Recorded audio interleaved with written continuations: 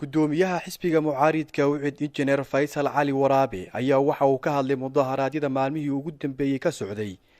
dalka Djibouti waxaana madaxweynaha dalkaasi Djibouti Ismaaciil Cumar Geele oo u sheegay in ay dhamaatay xilligii kaliya taliyuhu isla markaana waxa uu baaqay in uu cadaalad sameeyo sidoo kale gudoomiyaha Faysal Cali Waraabe ayaa waxa uu hambaliyeeyay xildhibaano maalintii shalay ahayd madaxweyne Farmaajo ku buuqay isla markaana sidoo ku afuufay xilli uu ku sugnaa baarlamaanka dalkaasi oo khudbad u jeedinayay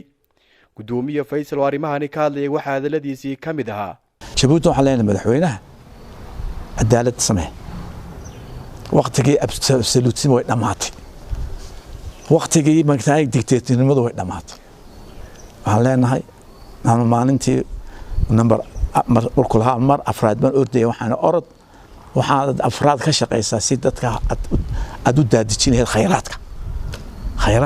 aad u daadijinayeen oo dadka oo dhan u gaar lahaa khayraadka Djibouti laakiin gacan marooj iyo magaalada cadaadis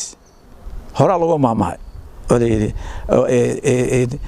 wada la ku dhaamo lawaa maxamed ziyaad baraas oo marnay ina ilaaban soo marnay sakatseekayna soo marnay name it all that absolute mas'uuliyad absolute dictator mas'uuliyad waxa leenahay